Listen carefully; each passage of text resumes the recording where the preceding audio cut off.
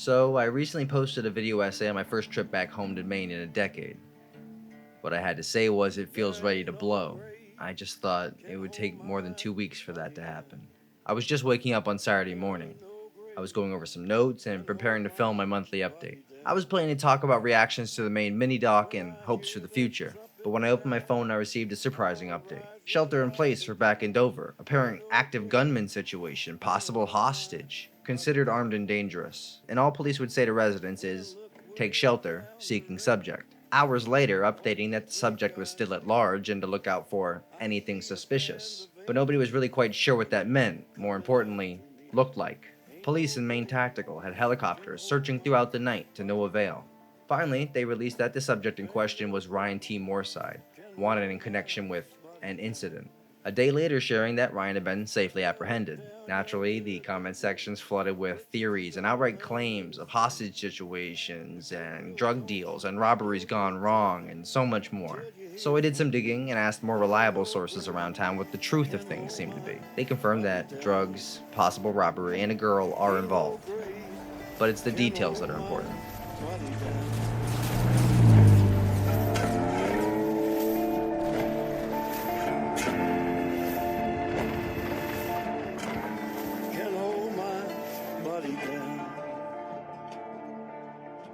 I'll start by reading the official police statement. Here's what they have to say to the public. 2 felons taken into custody following multi-agency investigation and search operation. On July 18, 2025, at approximately 6:30 a.m., the Dover-Foxcroft Police Department responded to a report of a disturbance at 23 Country Meadows Lane. Upon arrival, officers gathered information indicating that at least one subject had been involved in an incident in Bangor earlier that morning. A subsequent investigation identified Ryan Moorside, 36, of Chapley, and Dylan McDougal, 32, of Orrington, as occupants of an apartment within the Country Meadows Lane apartment complex. Both individuals are convicted felons with extensive criminal histories. Evidence confirmed they were in possession of firearms, prompting officers to obtain a search warrant for the residence. Given the nature of the offenses and the subject's criminal backgrounds, the Maine State Police Tactical Team was requested to execute the warrant. However, prior to the execution, Moorside, McDougal, and a female associate had left the apartment. The search was completed without incident. Later that day, at approximately 5:22 p.m., Dover-Foxcroft police responded to the Irving gas station on West Main Street for a report of possible hostage situation. Responding officers identified McDougal as one of the suspects and took him into custody without incident. Information obtained at the scene indicated that Moorside had fled the area with a female associate and was considered armed and dangerous. The Maine State Police Tactical Team assisted in conducting an extensive search into the night, though Moorside was not immediately located. On July 19, 2025, Dover-Foxcroft officers coordinated with county, state, and federal law enforcement partners. At approximately 2:30 p.m., a tip led authorities to a wooded area between West Main Street and the Piscataquis River, where Moorside and the female were found. Moorside was taken into custody without incident. Ryan Moorside has been charged with criminal threatening with a dangerous weapon, possession of a firearm by a prohibited person. He is also being held on a probation violation. Dylan McDougal has been charged with drug-related offenses and is also being held on a probation violation. The investigation remains ongoing, and additional charges are expected. So, this definitely gives me a solid timeline of events to work with. The subjects were McDougal and Moorside, residents of Country Meadow Lane's apartments. When I was in Dover, several friends did mention the complex and that it wasn't a good spot. During my digging, I found out a friend of mine was actually inside the Irvings at the time of the incident, saw it all go down firsthand. Of course, I reached out with a few questions, and they were more than happy to help. Here's what my friend and witness had to say about the situation. Everything online is false for the most part. I went into the store and went to the coolers, heard a cop car screaming in the parking lot at like 60. Then the couple next to me, the victim and the suspect, freaked out and continued filling a bag with drinks. Then the cop came in the store, saw the one they have in custody and focused on him, while the other 2 dipped out the door right next to him. They caught one guy right in front of me. When he ran out the back door, another cop pulled up. They surrounded him. From my point of view, I don't believe the girl is a hostage. She willingly ran with him. It was wild. I couldn't believe the amount of cops, and not one could tell me what was going on, or had any questions for me. I didn't get any eyes on weapons, unfortunately. No one was hurt while I was there. Rumor has it a drug deal went badly. I feel law enforcement wasn't informed well enough, nor did they inform the public nearly as much as they should have. No one knew what they looked like or names until way later in the situation. No one besides you has reached out involving the situation. I tried to talk to police officers but got nothing as I came out of the store and tried to understand what happened. Not a single word. It seemed like they were stocking up for sure. They had a bag and started throwing drinks like water and Gatorade. From what I saw, I don't believe she was a hostage, but I heard some people say it was an abusive situation, so I'm unsure of the facts. So, they didn't see any weapons being brandished, they didn't hear any threats being made. Doesn't mean it didn't happen, but the only customer in the store wasn't aware of what was happening, and police weren't interested in whatever they did see. Neither were local journalists. Bangor Daily News just hired a rural reporter. Where is he on this? Or is he just another arm of the propaganda machine? Why am I having to answer these questions from 500 miles away? I spoke on the issue a little bit in my last video, just kind of putting out there what few updates I had. So I shared the video around a little bit to try to get more Mainers in the conversation, and Ryan Moorside's mother ended up seeing it and reached out to me with some exclusive comments. She is a very lovely soul going through an unimaginably hard time, so please be kind. I will now share with you her statements.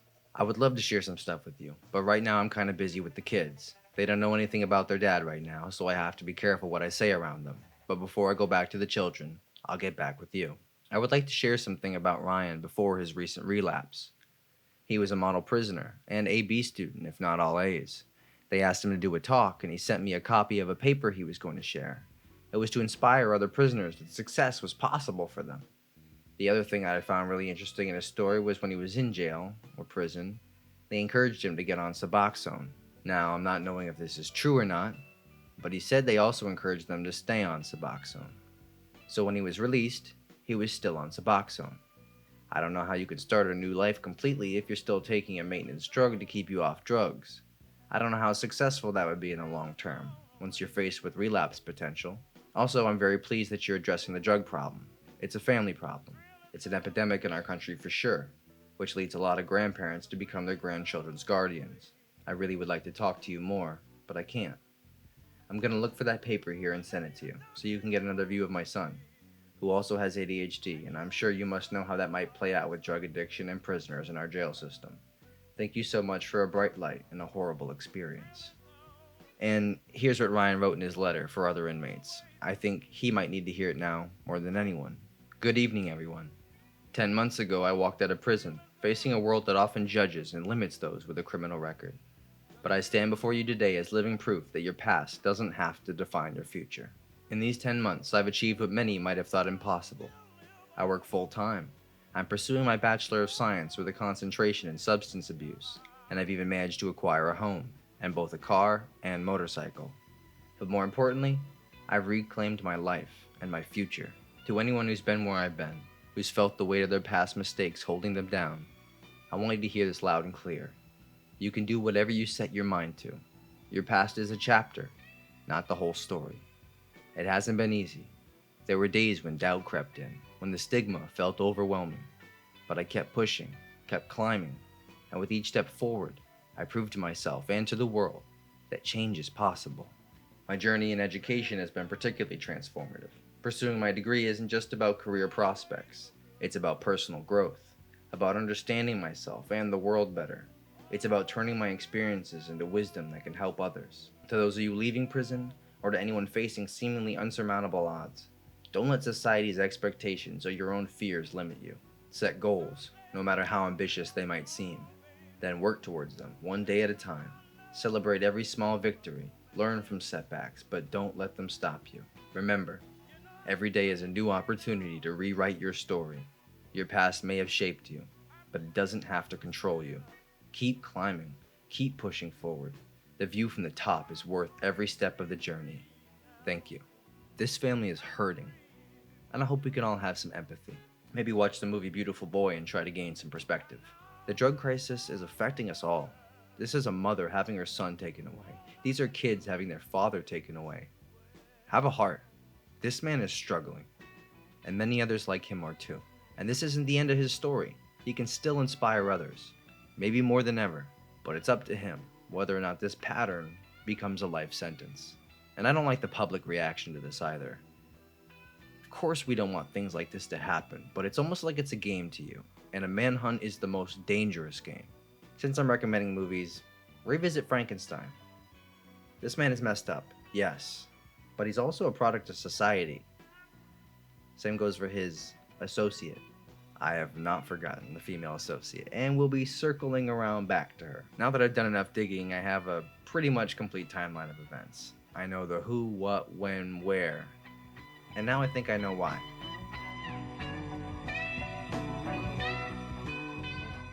So, here it is, the basic timeline of events. There was a disturbance of some sort at Country Meadows Lane Apartments on the morning of Friday, July 18th, involving Dylan McDougal, Ryan Moorside, and a female associate. Police arrived on the scene with warrants for McDougal and Moorside, but they had already left the premises with their female associate. Upon officers entering the premises, possession of drugs and firearms was confirmed.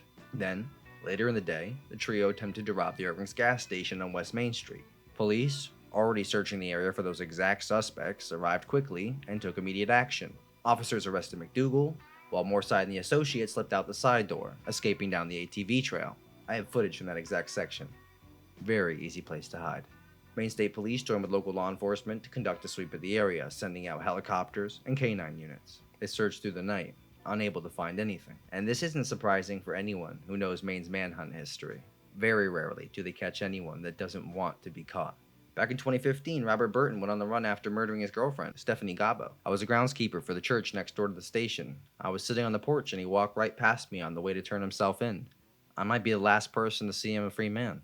I've had to pay a ticket in Dover before. They're never at the station. Maybe they are now, but back in 2015, they kept the door locked and a payphone outside. You talk to the station operator and they'd send the nearest patrol to help. I had to sit there for 30 minutes. Burton probably had to do the same thing. Put in a dime and wait. I bet they came a little faster for him, though. They're probably the slowest department I've ever had to deal with. Especially back then, there was no real crime, so they took their time. The Burton case was shocking them. Now it's just Tuesday.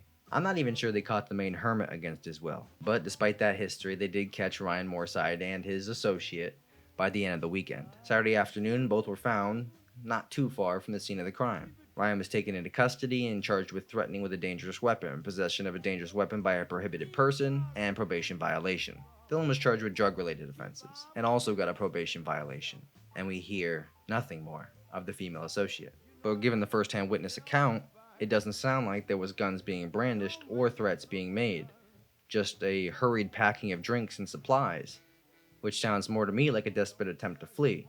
I can't speak for what McDougal was doing, but police didn't charge him with possession of a weapon, and already arriving with such a description of events makes me think the Irving's attendant was able to do more than just press a silent alarm. Or the narrative was written before even the raid took place. I just don't see them stealing drinks after a drug deal gone wrong.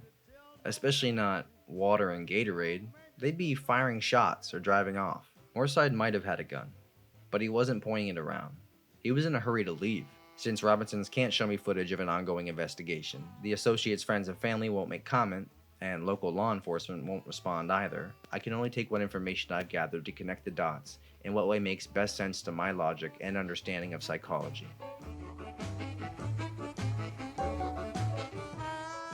The Moorsides were very helpful, but devastated. These aren't characters from some story. They're real people.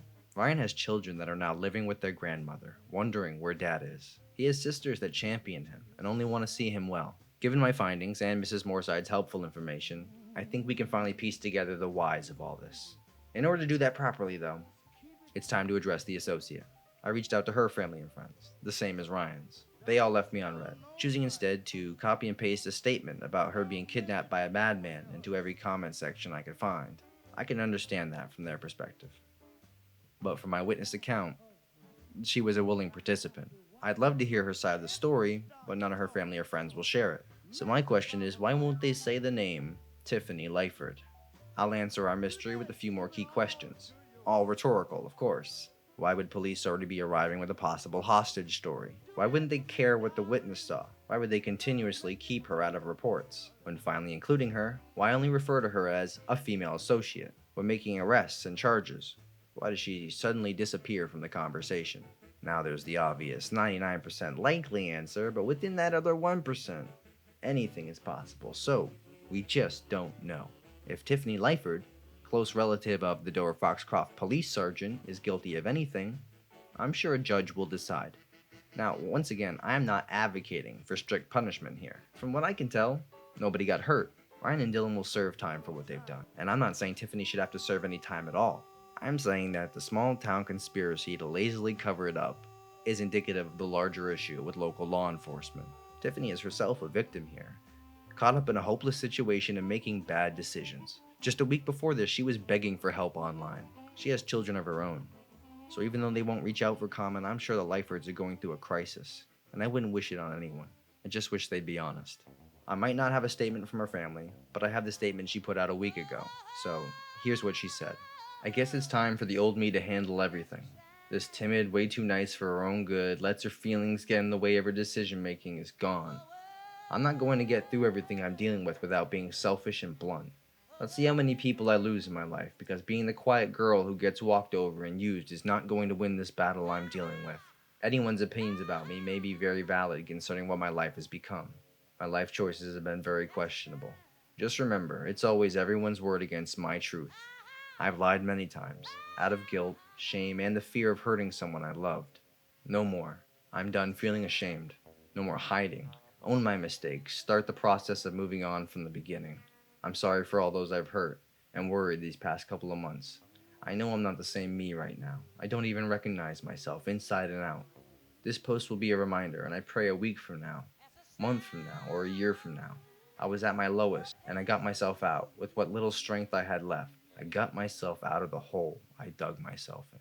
Ryan and Tiffany had lives going. They were staying clean, raising kids. They'd been through so many similar experiences, they thought they could keep each other accountable. Probably thought it was a great idea. It wasn't. Jumped right into a toxic relationship and drugs. Lost all they had gained, lost themselves. Dealing, but not making enough money, and then they find out they've been raided. Desperate to escape, they rob the Irvings for quick cash and supplies. But it doesn't go as planned, and that's what it looks like from all the clues I've gathered. I'm sure involved parties will clear up any inconsistencies. And I understand the fight-or-flight hopelessness. I just discussed it in a video 2 weeks before this incident. This isn't the end of the world. They won't serve life sentences. Get clean, focus on your children, don't get back together. Yes, there are signs of abuse. Ryan has not been a model man by any means. But I believe the saying is, it takes two to tango. From the intel I've gathered, it sounds like Ryan got mixed up with Dylan, Tiffany got mixed up with Ryan, and it all spiraled.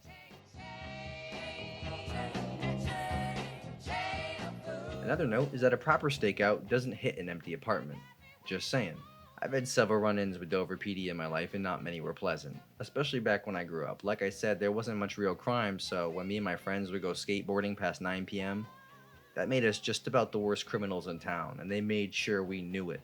They'd sit at the corner and watch us for hours until they get tired of it, flash the lights, and tell us we needed to move on. We'd let them know that's not the law, and you can move along yourselves. One time an officer said, "You gotta go home. The drunks are gonna hit the streets when the bar closes." But we had just skated past her. The only guy drinking was our math teacher, Wayne, apparently a very dangerous drunk by Dover standards. I worked 3 jobs to pay my way through college. One night, on my way to clean Camden National at 1 a.m., Officer Kyle Wilson pulled me over, gave me a $250 ticket for going 3 miles an hour over. Said it's a speed limit, not a speed recommendation, buddy. That was a week's pay for me. I couldn't afford gas and I had to miss class. If I had failed, it would have cost me more to take those classes again. But who radicalized me, right? That officer, Kyle Wilson, was charged with multiple complaints, had to be moved to a different department in a different town where I heard they received the same complaints. And if history tells us anything, he's sitting somewhere right now getting paid off your tax dollars. Here's what everyone needs to remember about criminals. They weren't born criminals. I thought every life was supposed to be important. I believe every person can change, if given the right tools for success. Ryan was clean. He was supposed to share his message and inspire others. He was trying. I've seen it firsthand. Maine keeps people on the path of addiction, on Suboxone or methadone for years. There needs to be a way out. Maybe you've heard the saying, it used to be popular. It takes a village. Right now, Ryan and Tiffany need a village more than ever. I'm sure Dylan could use one too. He doesn't have Tiffany's PR team, and I don't see any family there for him at all. Right now, there are people without hope, children without parents. The last thing they need is neighbors without empathy. If I know anything about Dover, it is full of good people. I might not have lived there in a long time, but I still work with locals often. I helped create the branding for the Piscataquis Regional Food Center, aided in the re-election campaign for Norm Higgins, and I've worked with Patrick Myers on the marketing for the Whippy Pie Festival since it started. To all the good people still listening, practice what you preach. Love thy neighbor. Do unto others love, joy, peace, patience, kindness, goodness, faithfulness, gentleness, and self control. The more sides in Lyfords need a village more than ever. Remember, the goal here should be to fix the problem, not punish your fellow man.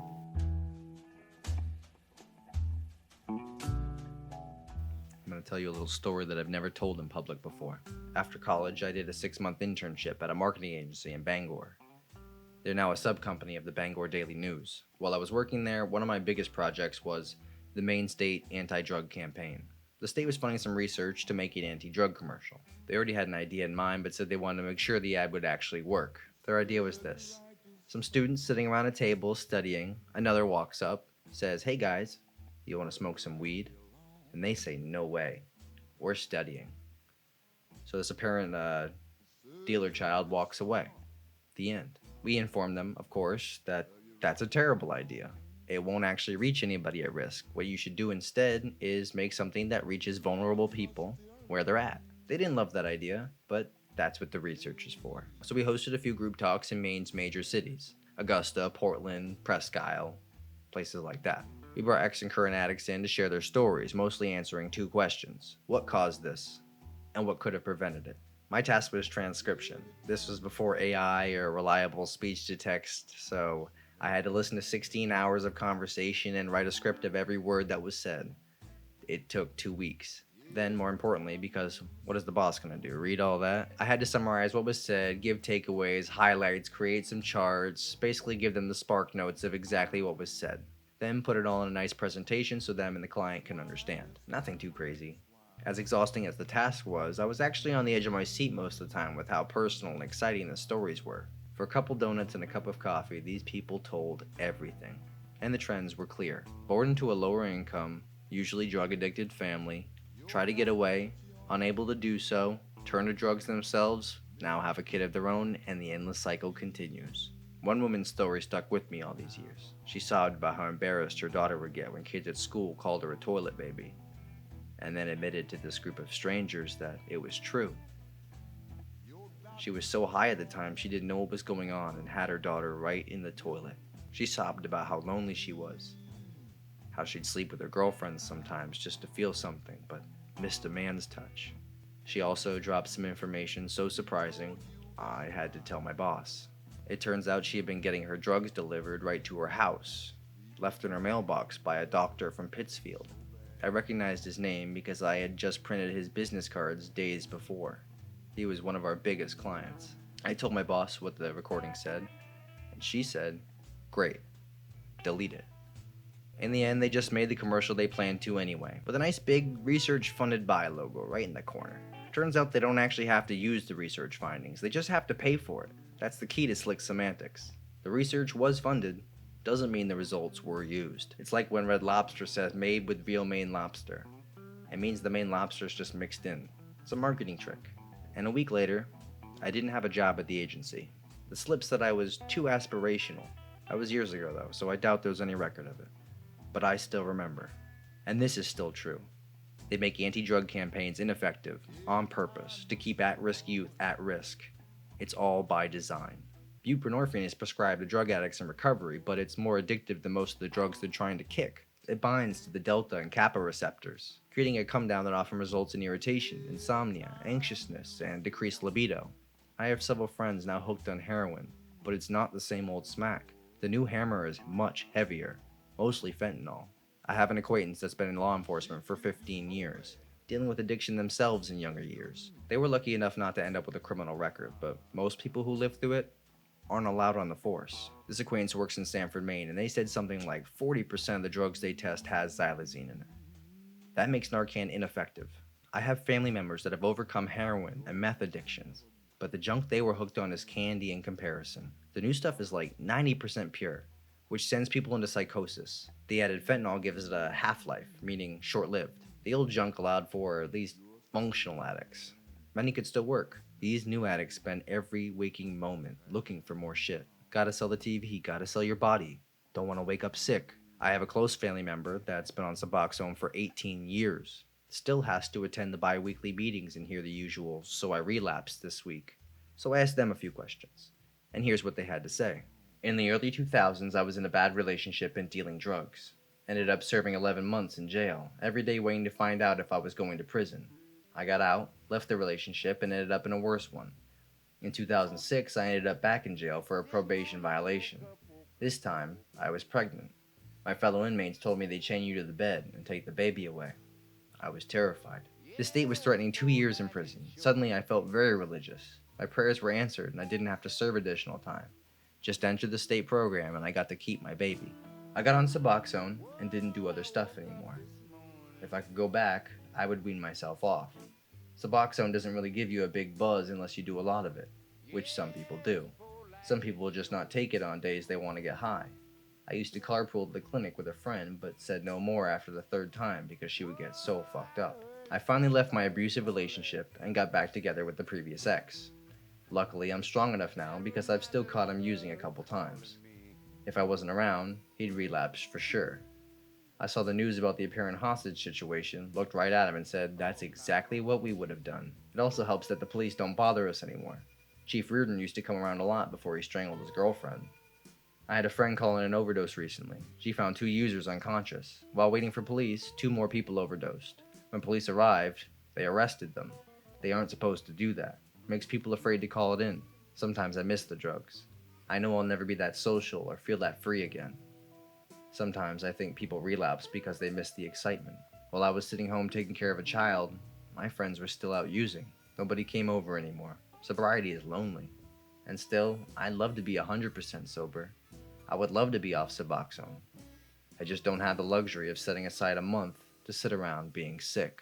I hope this story connects with some of you.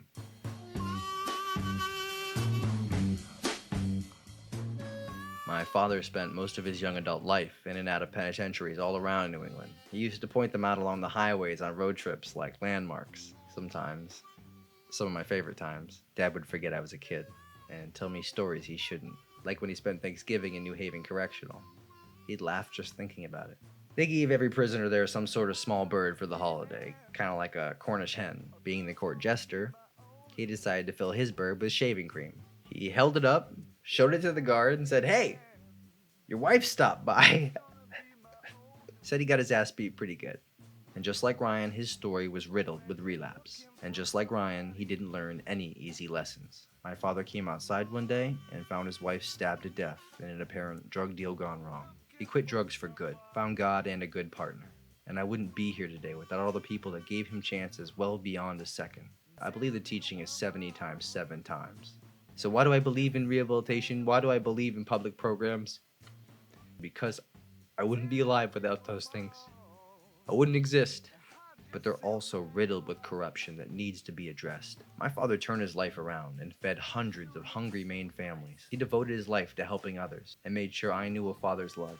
Made sure I'll never forget what a good man looks like. All his father ever said to him was, "I'll be back on your 18th with a new car." And he never even wanted that car. He just wanted his dad. My father's name was Thomas Bruce, and he's not around to share his testimony anymore. But he left behind a few letters and final thoughts. It's the final thing he ever wrote. I believe it's relevant, and I hope it helps. These are my father's living words.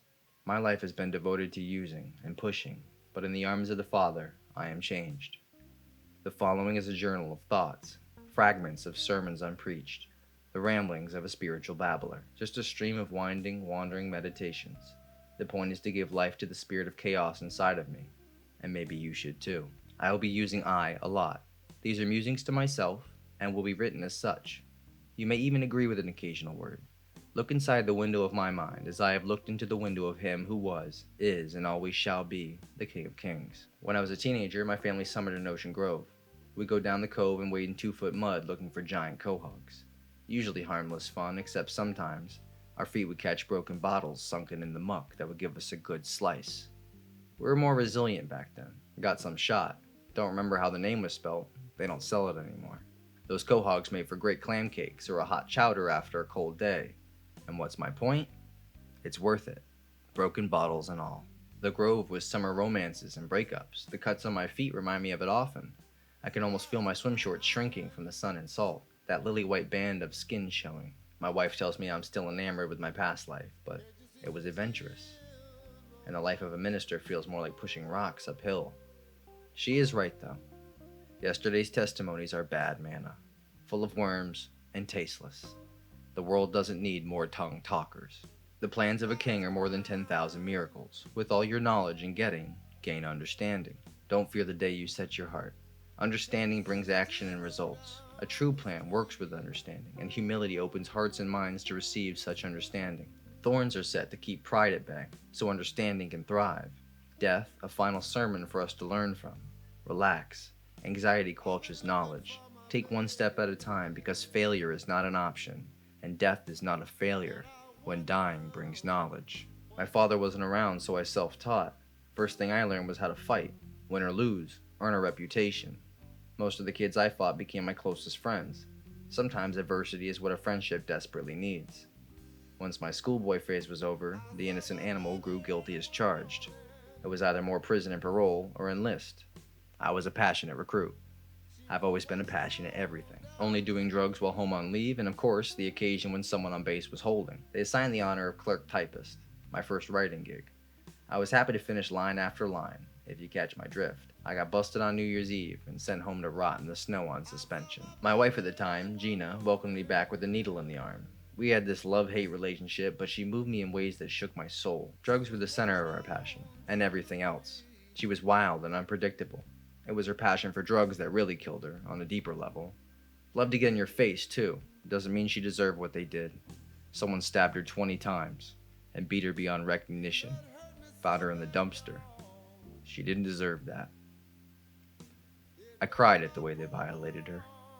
My life needed a dramatic change. Here's how terrible the truth is. I've killed at least one cat, seriously injured a second, almost got run over in the fight. I've overdosed 6 times, once 3 times in a day. When they released me from the hospital, I walk across the street and buy more hits. The doctor told me if I came in a 4th time, he'd let me die so I'd stop wasting his time. At least that's what my mother relayed. If I was awake, I probably would have popped him. Wouldn't be the last time I'd have to stop a priest from giving my rights. I remember a period in the Haven. They called it overdose weekend. Doesn't roll off the tongue, but that's what they dubbed the death toll. I was a lucky one that woke up. Couldn't understand why my stomach hurt. I had several circular marks from one of those shock machines burned into my skin. Another time I had a buddy tell me that as soon as he took care of some business, he would come back and kill me. I knew him. He wouldn't kid. I was supposed to hold a gun for him, but pawned it for drug money. Woke up from a nap to him trying to carve out my eyes with a linoleum cutter. Whole thing went down with an eyesight of a police station. Despite all my evils, God found a way to use this old carcass for good, filling my dry bones with waters of life, waters of glory. My truth was dying in a ditch. Now I get to die an old sick man in my bed, surrounded by family. If that's not the fulfilled promise of my faithful king, then I don't know what is. Blessed is he, forever and ever. The ruler says I am. No more chasing mirages you can't catch. No more living on the backside of the desert. Cross the Euphrates to find fires exploding without burning. A daughter of the king found me wallowing in the harbor, plucked me from the reeds. She drew me from the water to be about her father's business. I found the one my heart loves in searching for a new life, a daughter of the king who pulled me out from amongst the bulrushes. Every step she's guided me in has been worth it. Broken bottles and all. Bear with me on this last part, it's the hardest part to read. As my body deteriorates,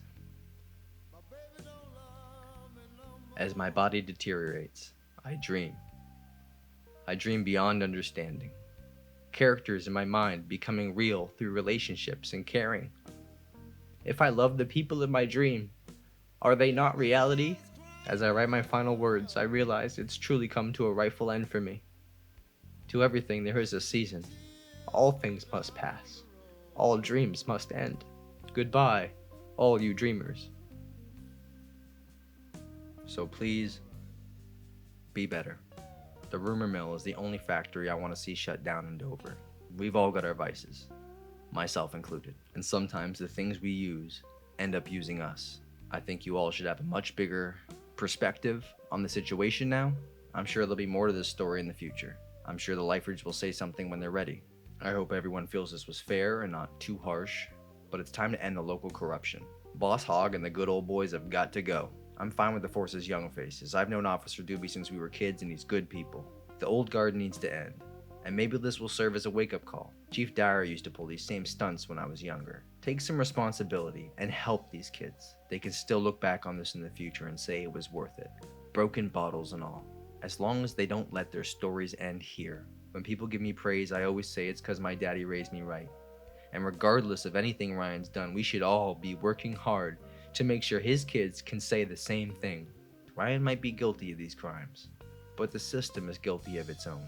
I've been putting a national spotlight on Dover, and nobody in positions of power seems interested in reaching out for discussion. The whole town is in on the conversation, but leadership stays silent. For the people of Dover-Foxcroft who seem hungry for blood, ask yourself if you'd rather have another prisoner in the system or another success story in the world. And for people all over the country, be a good neighbor. That's all I ask. Thank you for watching. Please comment your thoughts. I'm sure I missed plenty. A like and subscribe go a long way. What I really want to see here is people working together to find solutions. What can we do to make sure these kinds of things stop happening? Let's not make this business as usual. Be the change you want to see. Peace.